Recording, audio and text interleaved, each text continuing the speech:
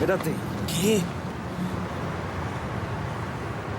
Tenemos que hacer algo, si no va a valer madres. Esperar a que haya menos gente. No podemos esperar. ¿Sabes qué pasa si no vas a tener alguien para mañana?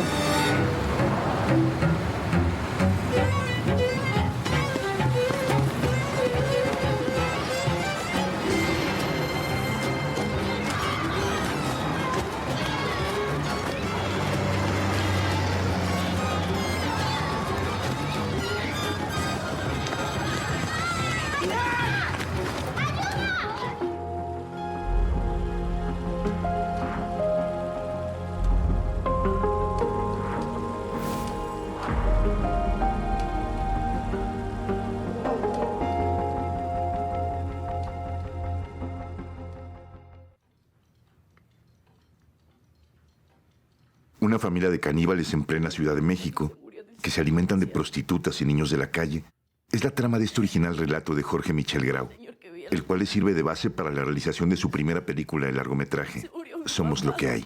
La producción fue del Centro de Capacitación Cinematográfica CCC, dentro del programa de apoyo a óperas primas de sus egresados.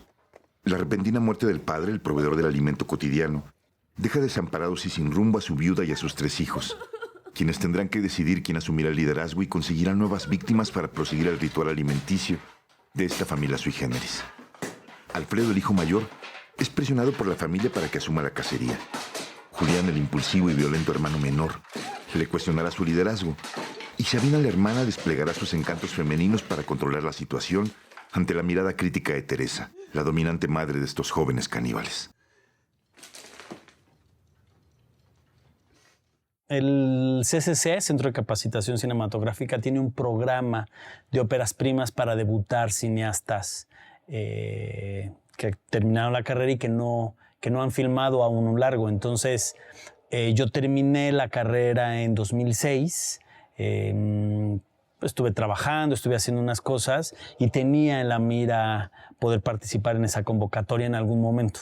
En 2009, cuando se abre la convocatoria, yo tengo una obra de teatro, vi una obra de teatro en la UNAM, entonces me aventuré a hacer la adaptación y no conseguí los derechos. Y entonces me quedaba muy poquito tiempo para poder entrar a la convocatoria y tenía como esta necesidad de aplicar, por lo menos en esa, para empezar a ver los procesos y todo. Hay un comité de ópera prima que consta de exalumnos y directores de cine X, que es alrededor de 6 a 8 personas que analizan, nos hacen el favor de leer los guiones y se escoge una, y ya la dirección de la escuela, una vez tomada esa decisión, porque es muy democrática, lo que hace el comité es escoger el mejor guión. Es literatura, o sea, es escrito, es leído y imaginan cómo va a quedar, pero solamente lo imaginan ellos. Cada quien imagina lo suyo. Cada guión, si yo te doy un guión ahorita y lo lees, y yo lo leí ayer y lo comentamos, veremos que tenemos de repente, hay cosas que te llamaron a ti la atención, cosas que me llamaron a mí, que cambia la perspectiva. Que eso es el chiste del comité, porque lo discuten. Al cada quien tener una idea de un guión, y la mayoría de ellos son directores de cine, pues claro, van a pensar cómo lo dirigirían ellos. Sí. Eso es lo primero que les va a brincar. Y después, cómo creen que la puede dirigir el director. Y hablan con él, y hay reuniones de trabajo, y de ahí se saca una decisión. Para ver qué va a hacer con su guión o cómo lo va a manejar. Y entonces recordé, al no tener los derechos de esta obra de teatro, recordé que tenía un cuentito escrito que había hecho muchos años atrás en la universidad. Y, digamos, lo releí y era la historia de una familia en un apocalipsis en Ciudad de México. Entonces retomé ese cuento y me puse a escribir más como hacia adentro, en un ejercicio mucho más íntimo sobre un apocalipsis dentro de una familia. Al centrar la mirada nada más en la familia, el contexto era, digamos, como el piso donde yo podía desarrollarlos. Entonces decidí situar a la familia en una zona urbana, peligrosa, muy hostil hacia sus comunidades, digamos, ¿no? Filmé en CTM Culhuacán, al sur de la Ciudad de México, porque yo soy de ahí, ese es mi barrio, digamos, ahí nací, ahí crecí.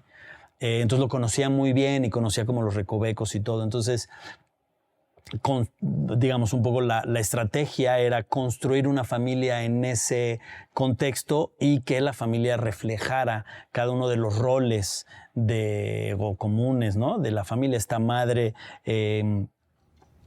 enloquecida por el dolor de la pérdida del padre, pero con mucho resentimiento por ciertas situaciones hacia adentro de la familia. Un hermano muy violento, orillado, ¿no? Por su padre a este rito que lo hace como muy agresivo hacia adentro de la familia, pero que tiene un cierto enamoramiento por la hermana, ¿no? Y el hermano mayor que está completamente desubicado, no tiene idea de lo que está sucediendo, sabe que tiene que hacerse cargo de la familia y empezar a liderar el rito, pero no quiere.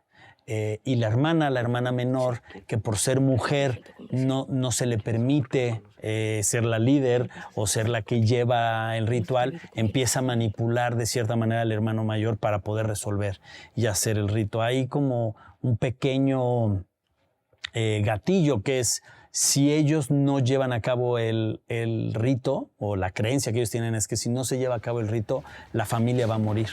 Pase lo que pase, tenemos que conseguir algo. Tenemos que ir ya. Es de día. Nunca lo hemos hecho así. Va a ser difícil si papá lo hacía. Ya te dije que no hables así de papá. Cállate, maricón. Ya. Vamos a la esquina. Eso no le va a gustar a mamá. Es lo más fácil. No, es muy arriesgado. Mejor vayan al puente. Tenemos que conseguir algo para mañana. Ya después vemos qué hacemos.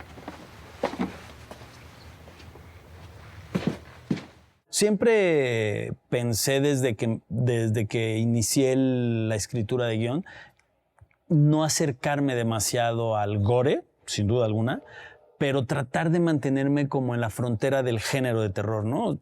Me interesaba muchísimo la historia de la familia, muchísimo como la situación social hacia una familia sin padre, ¿no? Que es como muy común en México por la migración, por la explotación o el narco sobre los varones, ¿no? Se quedan familias sin padres. Entonces era narrar la historia de una familia que se tiene que recomponer a raíz de la pérdida del padre, pero que están en una situación extrema, ¿no? Entonces ellos tienen esta clase de rito que tienen que repetir cada tanto tiempo, pero que es el padre el que lo lleva, es el padre el que provee, ¿no? Y a la falta del padre se tienen que reorganizar y según la tradición o la norma social, digamos, el hijo primogénito es el que tiene que llevar a cabo esas labores y él está completamente en contra de hacerlo. No sabe y no quiere hacerlo, ¿no? Entonces esa es como la peripecia, digamos, o el inicio de la película, y el género lo que me permitía pues era jugar con esta frontera de algo fantástico en una situación meramente ordinaria, ¿no? ¿Qué pasó? Mamá.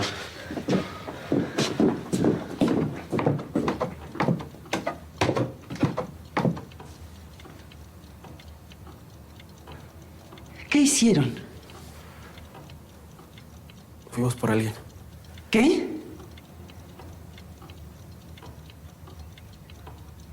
¿Son idiotas o qué? ¿Tu padre se muere y ustedes salen a cazar? Pusiste en riesgo a la familia, Alfredo. Lo hicimos para el rito. Para el rito. ¿Tú qué sabes del rito? Y si supieran tanto, tendrían que saber qué sigue. Tenemos que decidirnos por un líder. Es lo que sigue. Lo que sigue es ponernos a temblar porque nos vamos a morir.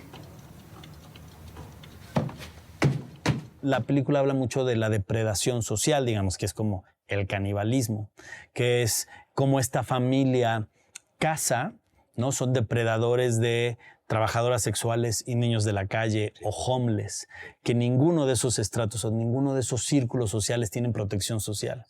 Las autoridades no los toman en cuenta o no los ven. No hay ninguna clase de asistencia para esta gente, entonces su desaparición es prácticamente anónima. Por eso esta familia tiene años haciendo el rito, porque nadie se entera de lo que sucede. El problema es cuando empiezan a cometer errores y un par de policías judiciales, que en esa época eran policías judiciales que ya no existen, empiezan a investigar el caso. ¿Crees que no vi el dedo en el frasco? Te lo dieron los locos de la morgue, ¿no? ¿Crees que te llamaron para que soluciones el caso? ¿Crees que fuiste el primero que buscaron ese par de locos? Buscaron a todos antes que a ti. No eres más que un judicial de quinta.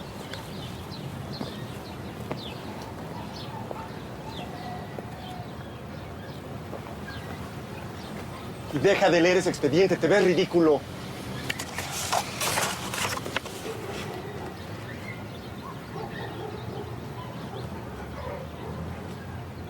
¿Tienes idea de lo que pasaría si resolvemos este caso? ¿El dinero que ganaríamos? Hasta el presidente vamos a conocer. Y a mí lo que me interesaba mucho de esta familia era una familia completa y absolutamente disfuncional. Ellos no se pueden relacionar con otro ser humano por el rito que tienen. Entonces lo único que queda es relacionarse entre ellos mismos. Entonces, claro, los papás nunca pensaron que ese tipo de educación se descompusiera de esa manera. Y cuando los dos hijos menores llegan a su adultez y a su despertar sexual, lo único que tienen cerca es el uno del otro. Entonces el hermano del medio, que es el hombre violento, es el hombre que tiene poco a poco esta dosis como de psicópata, está completamente enamorada de su hermana. Y su hermana es una mujer muy manipuladora, que le interesa muchísimo el liderazgo de la familia, cree ciegamente en el rito y sabe que tiene que hacer lo que sea porque el rito se haga, y lo hace, ¿no? Al igual que la madre. Lo que pasa es que la madre es más carnal, es más de decisiones viscerales, y por eso decide prostituirse para atraer a alguien. Y lo que hace la hija, manipula y mueve y empuja las piezas para jugar a su favor, pero la realidad es que es a favor de la familia. Y es la única que sobrevive. Y tiene una lógica, digamos, ¿no? Que es la única persona de la familia, ¿no? De los 4 miembros de la familia que come carne humana, o sea, que realiza el rito, es la que sobrevive. Ella es la única que lo hace. Mientras están preparando el cuerpo y la madre sube por estas armas para poder trabajar el cadáver, ella le da una mordida a Noé. Y entonces ella ya cumplió el rito. Los que faltan de cumplir el rito son los otros. Todo se va a arreglar, confía en mí. Tomámonos a este tipo, es la única manera de detenerlo. Mamá. Se nos está yendo el tiempo. ¡Mírame! Tenemos que huir de aquí, no podemos hacerlo ahora. No podemos hacerlo ahora. Vámonos. Tenemos que escapar por la azotea.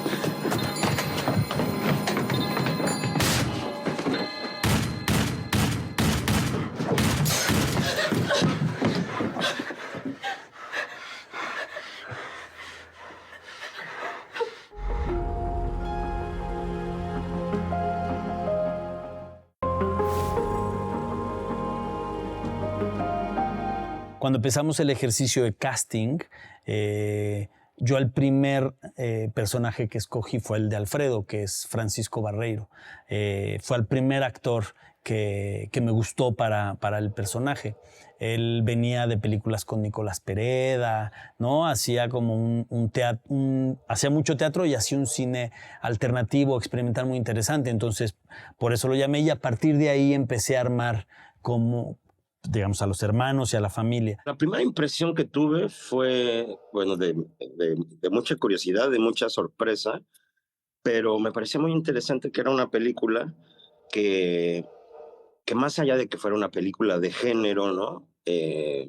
era como un drama también, ¿no? No era precisamente una película de horror tal cual o de género tal cual, sino era una historia de drama que, bueno, estaba como contextualizada dentro del canibalismo, que le daba una cierta connotación muy específica, pero no era una película puramente de horror, ¿no? Había este drama familiar que era muy interesante, que es muy universal, ¿no? Y bueno, con esta característica de los caníbales. Y a mí me llamaba, o sea, me interesaba mucho, pues de entrada, el poder tener como un recorrido largo con un personaje, ¿no? Y bueno, el contexto de que eran caníbales en una de las ciudades más pobladas que hay, ¿no? De meterse al metro y que ahí está el banquete, o en la calle o en todos lados, había algo de eso que me parecía muy interesante. Alfredo, sí, es un personaje que de alguna manera el mismo impulso que tiene, la responsabilidad que tiene, se ve como contrapuesta, choca mucho con su personalidad y con su forma de ser, ¿no? Esta cuestión de que le toca ser el hermano mayor y es el que le sigue con la responsabilidad dentro de este ritual caníbal que tienen en la familia, pues sí, es una confrontación. Con Jorge lo trabajamos, hicimos muchos ejercicios. A mí lo que me gusta mucho de Jorge es que es un director que trabaja mucho con sus actores y con sus actrices y nos dejaba leer cosas, veíamos películas, teníamos muchos ensayos, que de entrada el proceso de audición, de casting fue bastante largo. O sea, yo creo que yo hice como unos 4 castings, como que le costó trabajo decidirse por mí. Pero bueno, le agradezco mucho porque definitivamente esta película pues sí cambió el trayecto de mi carrera y siempre era este trabajo de Alfredo de tener que actuar en contra de su personalidad. Entonces era algo como que era muy tenso y era muy interesante.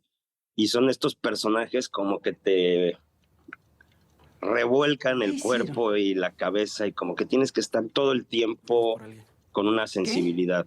A mí me gustaba pensar mucho la idea de la sensibilidad cuando trabajaba Alfredo, ¿no? Como con la fragilidad, como unos personajes tan atroces de alguna manera, que esa es su vida, ¿no? Primero como aceptar que esa es su vida, ¿no? No juzgarlo desde la idea de lo humano, sino es como ellos son así y pues no saben, o sea, ellos viven así y son así. Y y desde esa normalidad de la rutina de la vida de estos personajes, ¿cómo podría ser estas clases de monstruo o este personaje sensible, ¿no? Frágil.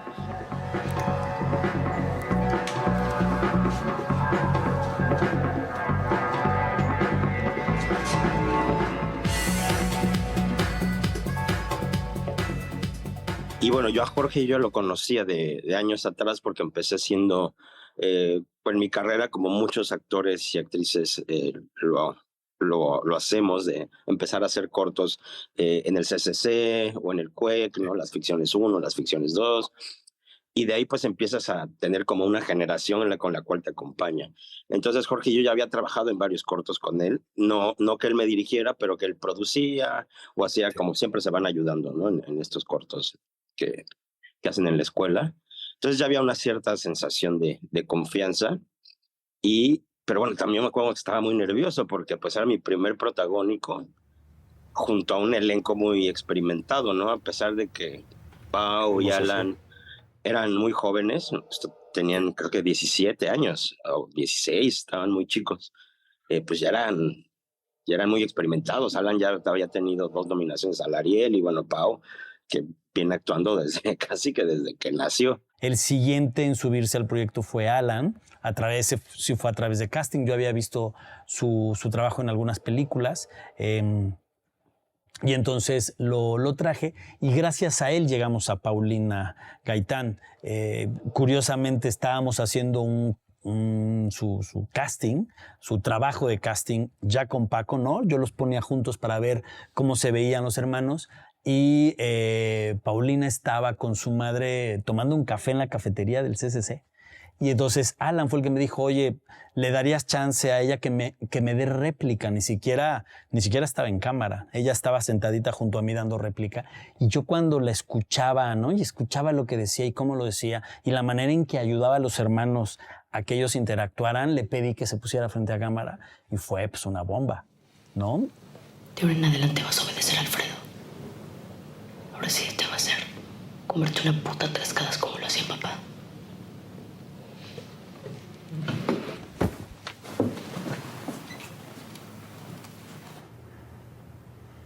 Ya cuando tenía los 3 hermanos, me aventuré a la búsqueda de la mamá, que fue el personaje más complicado de conseguir, porque tenía este momento doloroso de la pérdida del padre, que estaba diseñada no como dolor hacia la tristeza, sino dolor hacia el enojo. Pinche vicio de las putas. Esas cerdas lo mataron. Está muy agobiada porque está encerrada, no salen y bueno, y estar alerta porque en cualquier momento los pueden descubrir. Y haciendo constantemente como tareas domésticas, creo que tiene una gran frustración, está muy cansada, no para de hacer cosas y muchísimo resentimiento, amargura. Eso es lo que era el personaje, intolerancia con los hijos, desconfianza, resentimiento con el marido también, porque se mete con las prostitutas y la metió en este mundo tan sórdido, ¿no? Ella estaba muy enojada porque el padre los había abandonado, ¿no? Aunque fuera por muerte, ella tenía esta sensación de abandono y de enojo hacia el padre. La relación con el marido era una relación difícil, de entrada, porque se sentía engañada, la metió en un mundo que no era de ella y se sometió y se encerró. Y descarga ese enojo con el varón mayor, que es Alfredo, y tiene una relación muy compleja y muy rota con él. No se lleva con la hija porque ella siente que la hija quiere suplantar el liderazgo de la madre y entonces tiene ahí una relación también muy, muy complicada. No tenía confianza con los hijos porque como estaban encerrados, siempre estaba pensando qué están haciendo estos, ¿no? Como una cosa muy puritana de no vayan a tener contacto, ¿no? Empecé a buscar actrices a varias actrices les mandé el guión y no aceptaban el personaje, ¿no? Era una película difícil en su lectura, creían que era muy gore, pues hablar de canibalismo no era sencillo, ¿no?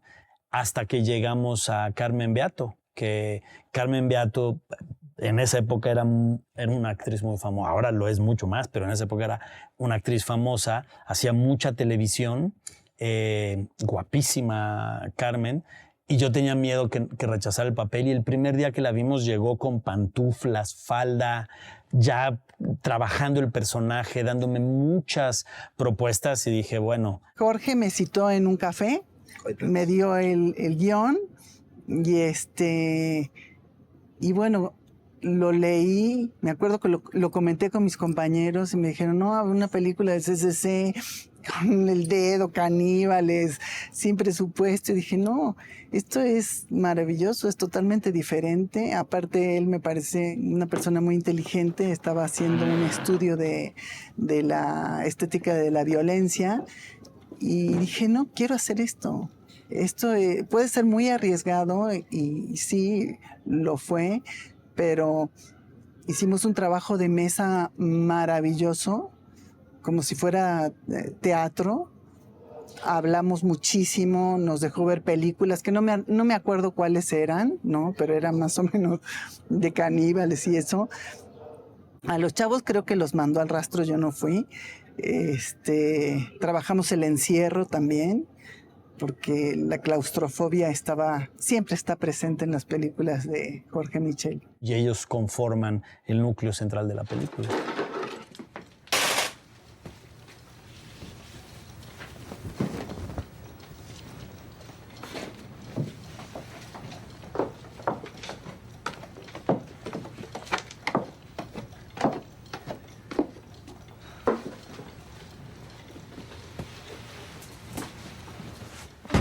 ¿Dónde está Alfredo? Poquitos días antes de filmar, Henner Hoffman se acercó porque él ya era director de la escuela. Pero su primer película, producida por escuelas o producidas por productores profesionales, hay como que cierta timidez y tienen mucho más apoyo intelectual, son más sofisticadas en las ideas y en su desarrollo de la idea. Son minimalistas, tienen ciertas características de precaución, creo yo. Te está buscando mi mamá.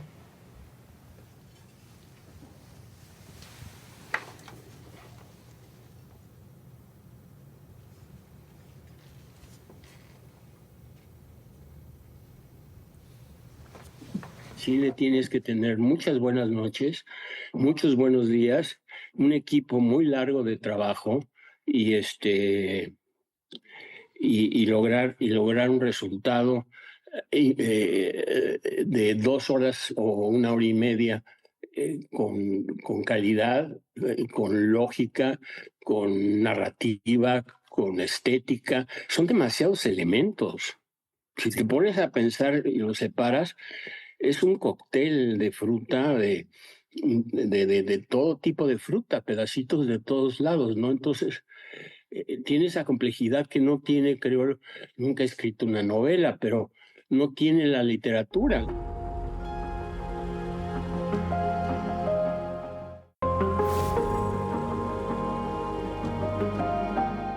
Él fue el que mencionó que por qué no lo hacíamos en 35 milímetros. Nosotros habíamos programado hacerla en video porque para eso nos alcanzaba. Iba a ser la primer ópera prima en video. Entonces yo no estaba tan negado a esa opción.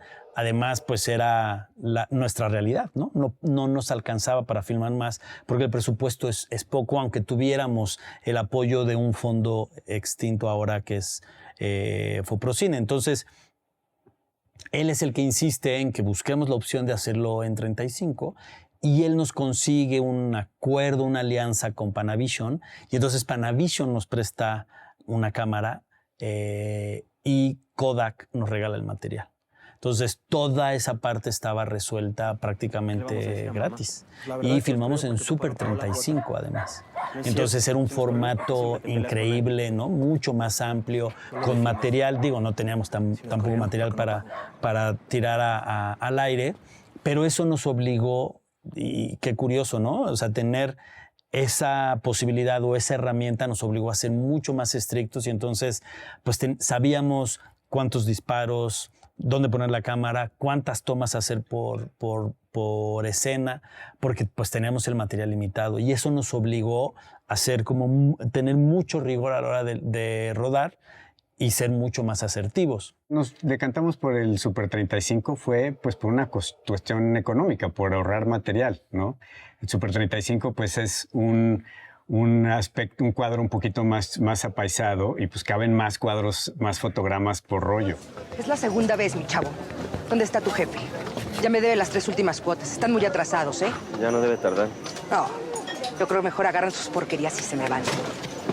Atrévete, mi cabrón. Atrévete. Agarran sus chingaderas, se las tiro a la basura.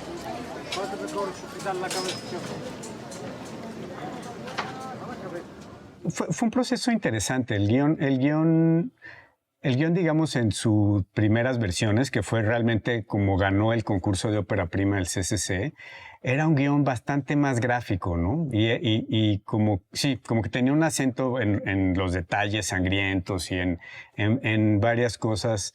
Y muy pronto empezamos a darnos cuenta, de nuevo, por una cuestión económica, en principio, que no nos iba a alcanzar para lograr pues que se viera bien ese nivel de detalle, ¿no? Si requiere lana para prostéticos, para maquillaje, requiere tiempo.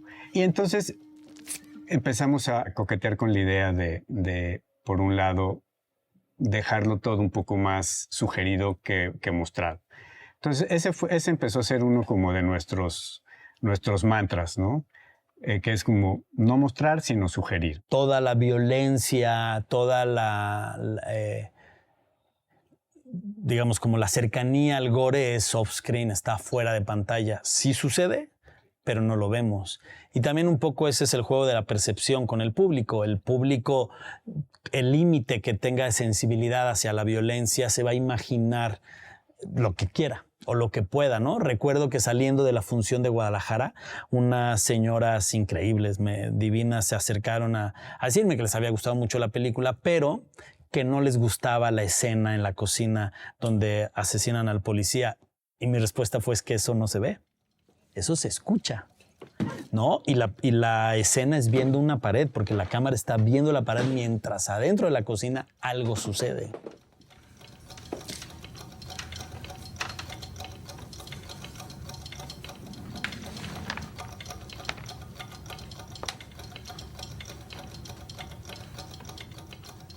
Cada uno de las personas en el público se iba a imaginar esa escena al nivel de la violencia que ellos quisieran, ¿no? Entonces fue completamente premeditado sacar las escenas de violencia. En muchos momentos funciona bien, ¿no? Creo que hay momentos en donde es más potente no ver lo que está sucediendo. Quizás mi secuencia favorita, yo pensaría una de mis favoritas, es una secuencia que es solo un plano, que es un dolly lateral por la mesa del comedor en donde ellos hacen como su rito. Y está el cadáver de una prostituta que los dos hermanos llevan a la casa y que la mamá mata así a palazos la noche anterior. Y entonces esta secuencia es un poco como empieza como en los pies del personaje de la prostituta, y de repente como que ves bajar a los dos hermanos que la empiezan a desatar, y justo cuando estás a punto de llegar a la cara de ella, que en teoría tú te esperas ver la cara desfigurada y como súper violentada de la prostituta, entra la madre, y entonces el foco se va a ella. Y justo en ese momento los dos niños, no son niños, los dos hermanos tiran al piso el cadáver de la prostituta. Y es un plano en donde yo siento que como que todos los elementos funcionan muy bien, donde la violencia en este caso, como lo gráfico de la cara desfigurada de la prostituta se sugiere, pero no se llega a ver del todo. Y creo que es mucho más poderoso que haber hecho un detalle así de la quijada rota de la prostituta, ¿no?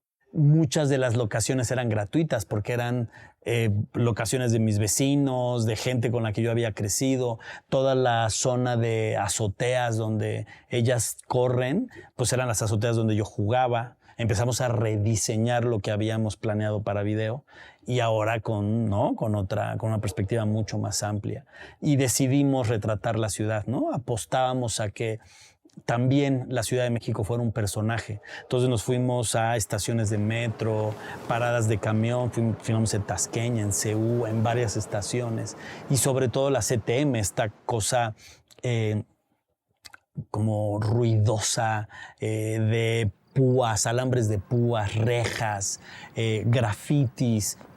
Yo tenía esta sensación de tener esta personalidad, esta cosa urbana en la película, y el formato nos ayudaba mucho, y ahí fue donde Santiago diseñó los planos, ¿no? Yo me acuerdo que Jorge como que lo que decía siempre es muy importante que como que el espectador sienta que esta familia tan peculiar que tiene este rito extraño en el que come gente puedan ser tus vecinos, ¿no? O sea, que puede ser la gente, la familia que vive al lado de tu casa. Es una clase media alta, clase media, diría yo, normal, que estoy seguro que el 12 de diciembre van a la basílica a rezarle a la Virgen porque la necesitan para lo que sea, para el siguiente alimento o lo que fuese, no sé. Sí, era muy importante como el entorno, ¿no?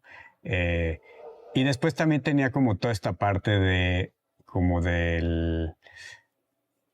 como de las afueras de la ciudad, o sea, como por ejemplo toda esta parte de los puentes y del donde van a querer levantar a un niño, por ejemplo, ¿no? Que encontramos estos puentes que están visualmente muy padres ahí. Me acuerdo que en algún momento tuvimos por parte del CCC una única asesoría de foto, brevísima, la verdad, pero por suerte nos tocó Alexis Avé. Fuimos con Alexis Avé a su casa, nos recibió un día, él ya había leído el guión y pues nos preguntó un par de cosas, nos dijo varias cosas. Y hubo una cosa que al menos a mí se me quedó muy grabada, que como que él le preocupaba que pues gran parte de la película sucede dentro de esta casa, que aparte está planteada como una casa, como eso, medio de interés social, una casa chiquita, y que son casas que visualmente no suelen ser tan atractivas, ¿no? Y entonces él como que dijo, bueno, presten atención a eso, y dijo algo así como, no me acuerdo muy bien de sus palabras, pero como que el concepto decía algo así como, si piensan como en los planos como frases, piensen en frases largas, ¿no? En planos como que cuenten varias cosas. Eso fue al menos mi interpretación, ¿no? Como planos que tengan como una narrativa un poquito más amplia. Decidimos trabajar en unos exteriores de una casa que está ahí en CTM Culhuacán, y entonces Alejandro García, que fue nuestro diseñador de producción, recreó esa casa en el foro, pero a favor del rodaje. Entonces la hicimos más amplia, con paredes wild para poder movernos adentro de la casa. Fuimos a ver varias y como que nos rompíamos la cabeza así de cómo vamos a hacer funcionar en estos interiores muy chiquitos, muy reducidos, todo lo que sucede en la película. Y Alex nos dijo, no, construyamos. Vamos a construir toda esta casa, inspirada un poco en cómo son las casas de la CTM Culhuacán, pero más a nuestro favor y con espacios más a nuestro favor. Y poder filmar muchas semanas ahí, porque pues ir a la locación 3 semanas y media de nocturnos era una locura. Entonces lo que hicimos fue recrear los 2 pisos. En uno de los foros pusimos los 2 pisos juntos, y entonces filmábamos en bloque, digamos. Todo lo de una planta lo filmamos primero y luego todo lo de la segunda planta se filmó después. A veces nos sentíamos tan agobiados de estar encerrados en la casa dentro de un foro que nos salíamos a correr todos juntos.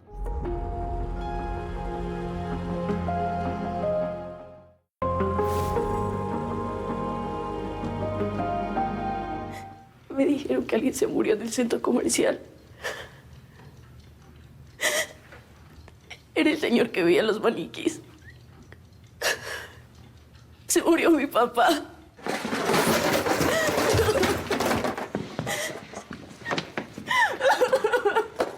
Un poco mi estrategia era que ellos perdieran contacto el mayor tiempo posible con su gente, ¿no? Y que solo se vieran ellos. Y ellos no tienen relación con ningún ser humano porque todos los seres humanos que los rodean son unas víctimas potenciales. Entonces, el ejercicio actoral con ellos fue encerrarlos durante una semana previa al rodaje y solo tenían contacto entre ellos o conmigo.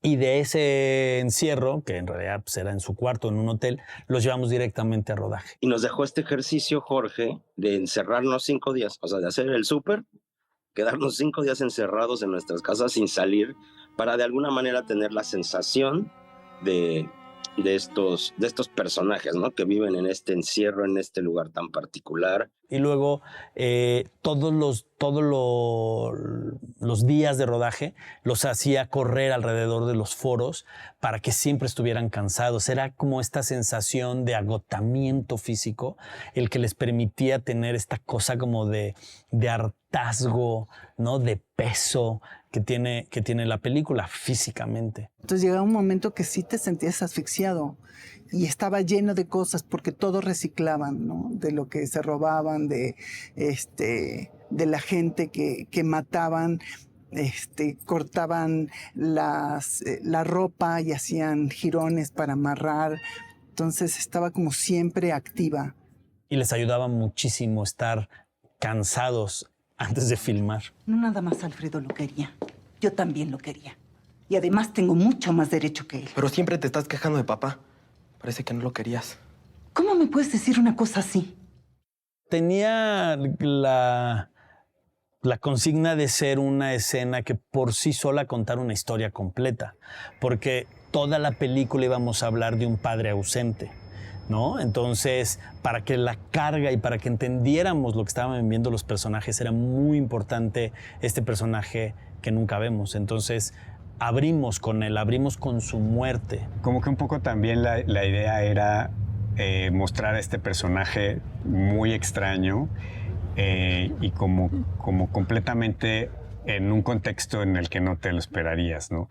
Entonces, buscamos un centro comercial aparte que fuera como muy ascético, ¿no? O sea, como con poquito color, todo medio blanco, gris, con una cosa ahí como de líneas muy rectas.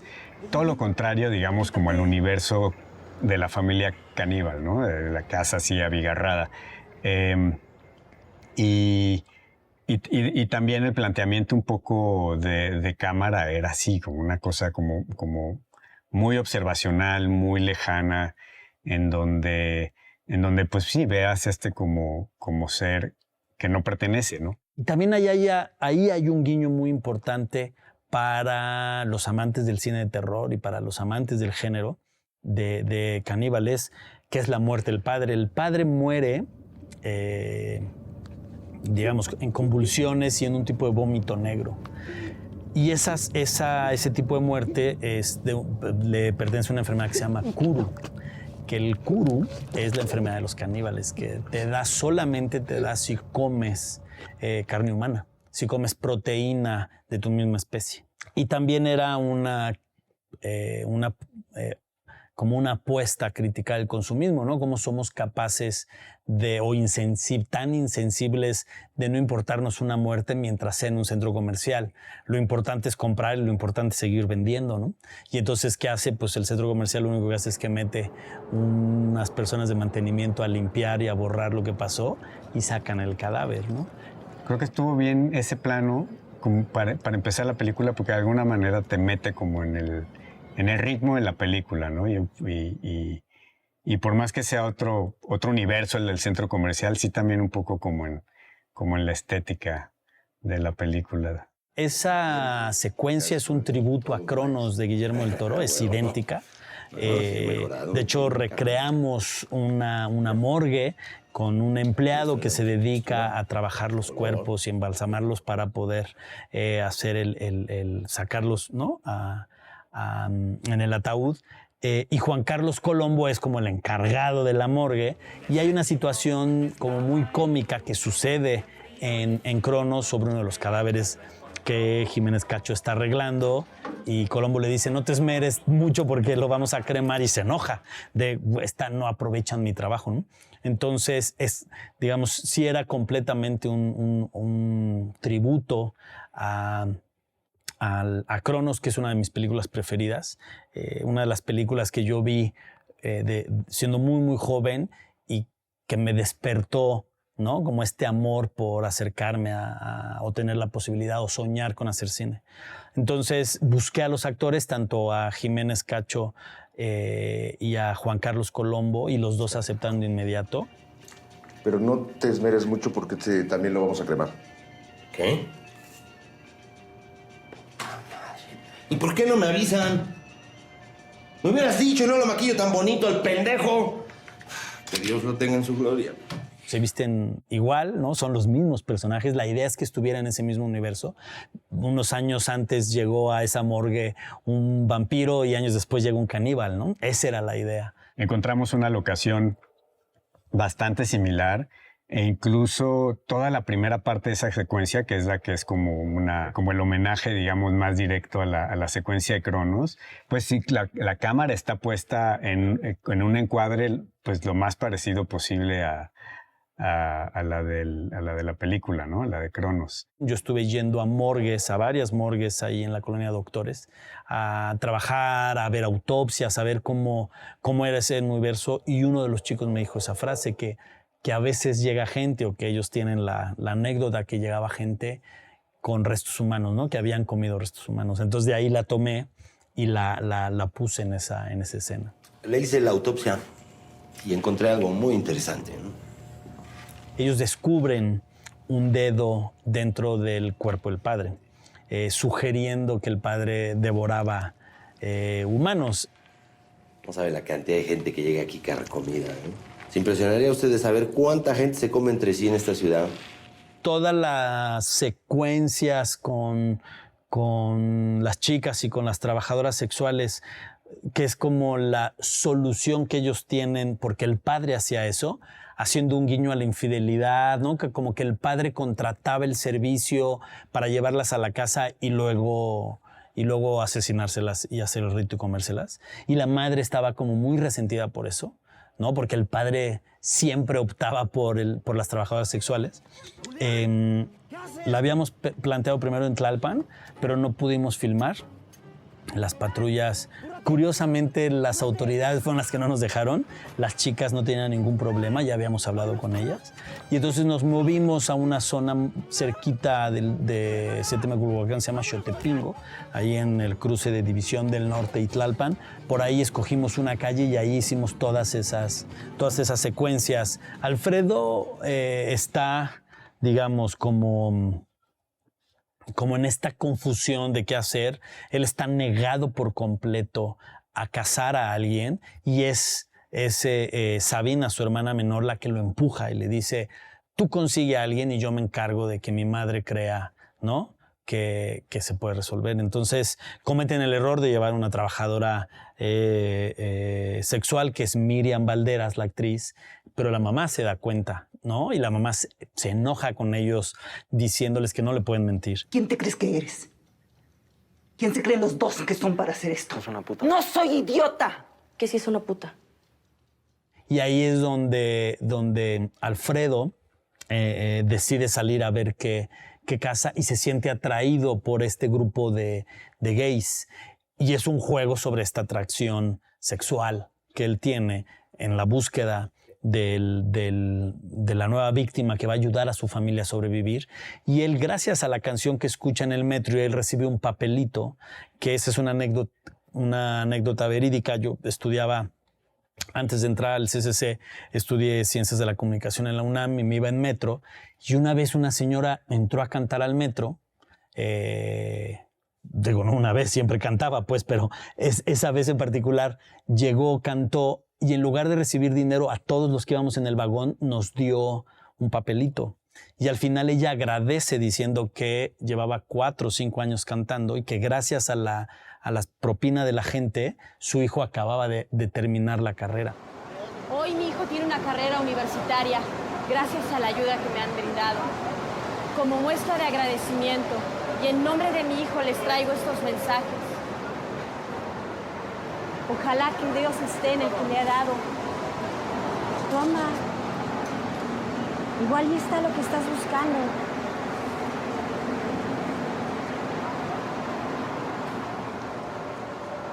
Y el papelito que lee Alfredo es "estás vivo". Y él lo entiende como el mensaje de tiene que hacer que la familia sobreviva. Y por eso decide casar. Y entiende que su arma puede ser la sexualidad. Y entonces va a un bar gay, persigue a este hombre, lo seduce y lo lleva a su casa.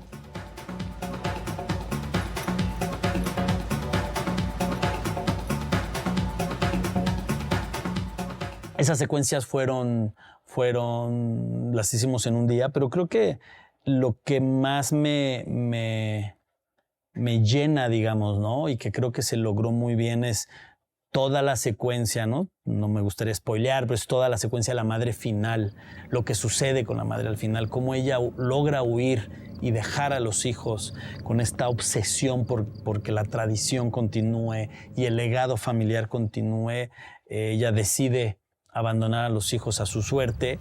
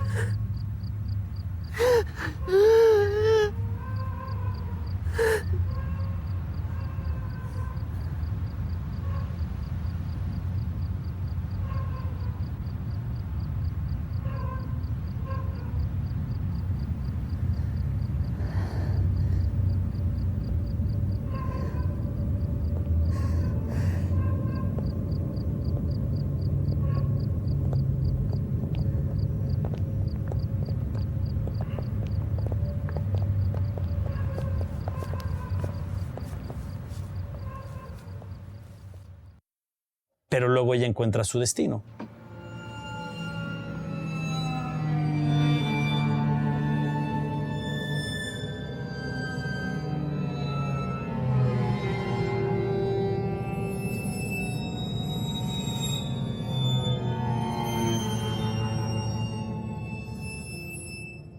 Cuando se estrenó y llegamos a Guadalajara, y en Guadalajara la recepción fue como muy tibia, la película como que no llegó a los lugares adecuados. Sin embargo, tuvimos la suerte de que había un programa, era el programa de Cinema México, que eran DVDs en salas de visionado durante el festival. Un crítico de cine que se llama Todd Brown, que en esa época tenía un programa muy importante de cine género, y se le enseña a un conocido que es uno de los programadores de la quincena de realizadores de Cannes, y deciden tomar la película. Entonces empecé como a meterme en el mundo del cine de horror, que me parece divertidísimo. Es divertidísimo hacer películas de horror. Te la pasas muy bien. No nada más era de caníbales, era en un contexto muy rico, con muchos colores. Y el final a mí me encanta, ¿no? Donde vuelve a haber canibalismo. O sea, se te antoja fulanito de tal, pero para comértelo realmente, con la palabra estricta de freírlo y convertirlo en un platillo con papas a un lado o algo, ¿no?